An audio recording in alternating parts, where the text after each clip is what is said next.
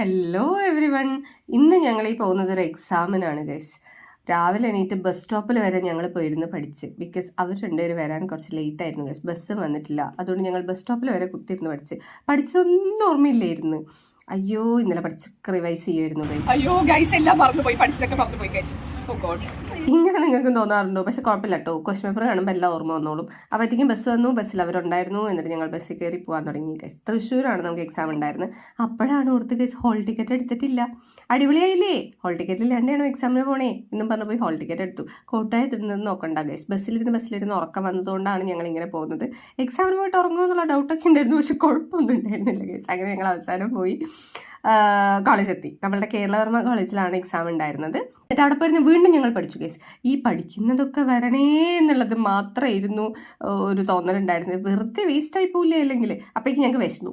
ഞങ്ങൾക്ക് അപ്പം വിശക്കും guys. Food ഞങ്ങൾ കൊണ്ടുപോയിട്ടുണ്ടായിരുന്നു. അപ്പോൾ അതുകൊണ്ട് പോയിരുന്ന ഫുഡൊക്കെ കഴിച്ച് എന്നിട്ട് ഞങ്ങൾ വീണ്ടും കുറച്ച് നേരം പോയിരുന്നു പഠിച്ച്. എക്സാം കഴിഞ്ഞു ഗൈസ്. എക്സാമിൻ്റെ വീഡിയോ എനിക്ക് ടെൻഷനിൽ എടുക്കാൻ പറ്റിയില്ല. അത് കഴിഞ്ഞ് ഞാനാണ് ഫസ്റ്റ് ഇറങ്ങിയത്. വന്ന് നോക്കുമ്പോൾ ഉണ്ട് ഗൈസ്, നിറയെ കളർ മീനുകൾ, പച്ച ചുവപ്പ് നീല എല്ലാം ഉണ്ടായിരുന്നു. അങ്ങനെ ഞാൻ ഇരിക്കുമ്പം സജി വന്നു, അതിനുശേഷം വിസു വന്നു. പിന്നെ അവർ തുടങ്ങി ഡിസ്കസ് ചെയ്യാൻ. ആ ക്വസ്റ്റ്യൻ എന്തായിരുന്നു, ഈ ക്വസ്റ്റ്യൻ എന്തായിരുന്നു. എനിക്ക് ആ ശീലമേ ഇല്ല ഗൈസ്. എക്സാം കഴിഞ്ഞാൽ കഴിഞ്ഞു, പിന്നെ വെറുതെ അത് പറഞ്ഞുകൊണ്ടിരിക്കരുത് എന്ന് ഞാൻ പറയുമ്പോഴാണ് ഇപ്പുറത്തൂടെ വരുന്ന പ്രതീക്ഷിച്ച ഗ്രീഷു വേറെ വഴി കൂടെ വന്നത്. എന്നിട്ട് അവൾ വന്നിട്ട് പിന്നെയും തുടങ്ങി ഗൈസ് ഡിസ്കസ് ചെയ്യാൻ. നിങ്ങൾക്കും ഉണ്ടോ ഇങ്ങനത്തെ ഫ്രണ്ട്സ്? ഒരുമാതിരി വിചിത്ര സ്വഭാവമാണിത്. കഴിഞ്ഞ പരീക്ഷനെ വെറുതെ പോസ്റ്റ്മോർട്ടം ചെയ്ത് പരിശോധിക്കുക. ആ ക്വസ്റ്റ്യൻ എന്തായിരുന്നു, ഈ ക്വസ്റ്റ്യൻ എന്തായിരുന്നു. എനിക്കത് തീരെ ഇഷ്ടമായിരുന്നു. അപ്പം ഞങ്ങൾ ജ്യൂസ് കുടിക്കാം എന്നും പറഞ്ഞു പോയി.